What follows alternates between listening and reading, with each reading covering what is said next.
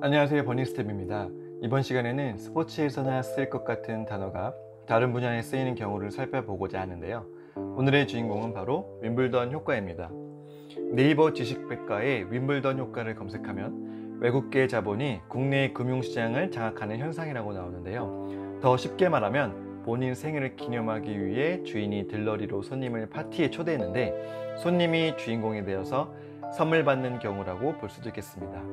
그러면 어떻게 테니스 스포츠 대회가 크게 관련 없을 것 같은 경제 용어에 쓰이게 되었는지 알아보도록 하겠습니다. 먼저 이 둘의 관계를 이해하기 위해서는요, 윈블던의 역사를 간략히 살펴볼 필요가 있는데요. 현재 세계적으로 권위 있는 메이저급 대회는 영국의 윈블던, 프랑스의 프랑스 오픈, 미국의 US 오픈, 호주의 호주 오픈이 있습니다.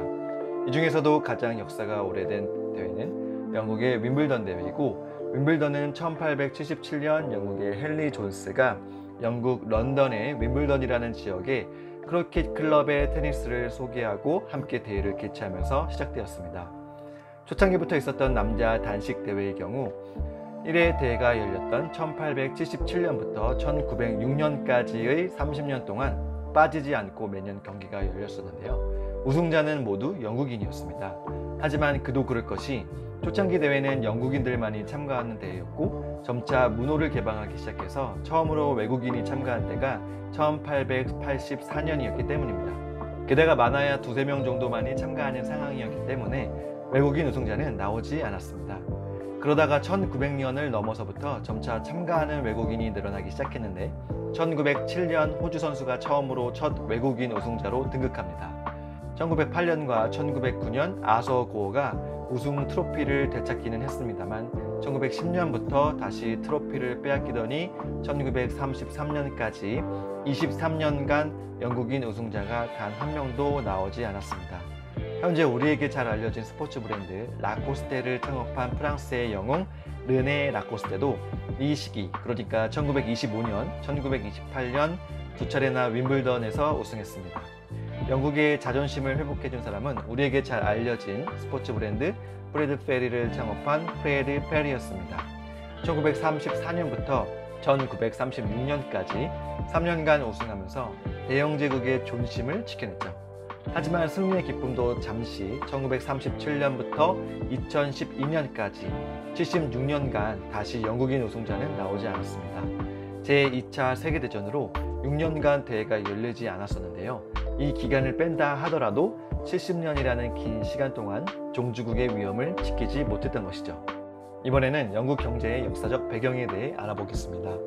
해가 지지 않는 나라 영국은 19세기 제국주의를 기반으로 많은 식민지를 개척하는데요. 그리고 동인도 회사를 설립하여 무역 활동을 통해 많은 부를 축적했습니다. 이는 비단 영국뿐만 아니라 프랑스, 네덜란드도 그랬습니다. 하지만 영국이 이들과 달랐던 점은 영국의 신분체계였습니다. 16세기 이후 프랑스 등과는 달리 영국은 귀족의 장남만이 귀족 자기를 물려받을 수 있었다고 합니다. 장남이 아니면 귀족이 될 수 없었던 거죠. 하지만 나머지 자식들도 소중했기 때문에 이들도 많은 재산을 물려받습니다. 이들은 물려받은 재산을 가지고 상업에 뛰어들어 많은 돈을 벌게 되었고 영국 사회에서 영향력이 점차 커지게 됩니다. 이들이 귀족이 아니었기 때문에 자신들의 힘을 지키기 위해 돈이라는 무기를 바탕으로 자유주의 사상을 외쳤고 이는 유럽 다른 나라들보다 영국에서 자본주의가 더 빠르게 성장할 수 있는 기반이 되었습니다. 이렇듯 귀족은 아니면서 막대한 부를 가진 유상계층을 젠틀이라고 하는데요. 영국의 신사를 의미하는 젠틀맨은 젠트리에서 파생되어 나온 단어라고 합니다. 또한 낙후된 구도심 지역이 활성화되면서 중산층 이상의 계층이 유입되어 땅값이나 임대료 등이 올라가고 이에 기존의 저소득층 주민들이 밀려나는 현상을 의미하는 것을 젠트리피케이션이라고 하는데 이 젠트리피케이션도 젠트리에서 파생되어 생긴 단어입니다. 인트로가 좀 길었는데요.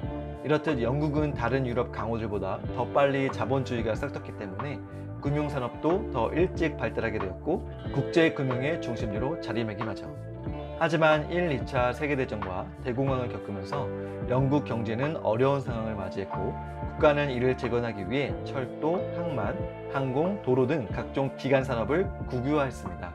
이후 1970년대까지 중앙계의 경제 시스템이 유지되면서 각종 비효율적인 문제들이 발생하기 시작했고, 정부는 이를 타개하기 위해 민영화 정책으로 시장 자본주의를 활성화하려는 결심을 하게 됩니다. 하지만 거대해진 국유기업들의 민영화를 위해서는 많은 자금을 유치할 필요가 있었는데요.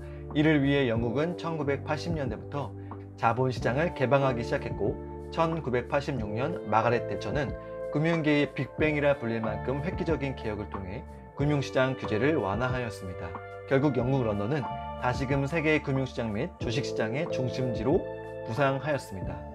하지만 또 하나의 금융 중심지였던 미국의 투자은행 및 금융회사 등에 의해 금융시장이 장악되면서 원치 않는 부작용을 초래하게 되었습니다. 이렇듯 윈블던 효과는 윈블던 대회가 외국 선수들의 참가로 세계적으로 권위 있는 대회로 부상한 반면, 우승의 주인공을 외국에 내어줘야 했던 것처럼 자국의 자본시장을 개방하여 자국 기업의 경쟁력을 높이는 대가로 금융시장의 주도권을 외국에 내어주는 상황을 의미합니다. 물론 주로 안 좋은 뜻으로 사용되긴 하지만 부작용이 적을 때에는 경쟁력 및 영향력 상승 등 긍정적으로 사용되기도 하죠. 오늘은 윈블던 효과의 뜻과 탄생 배경에 대해서 알아보았습니다. 다음 시간에는 윈블던 효과로 인해 영국이 피해를 입게 된 유명한 사건과 우리나라의 적용 사례에 대해서 알아보도록 하겠습니다. 도움이 되었다면 구독, 좋아요 부탁드리고요. 그럼 다음 시간에 뵙겠습니다.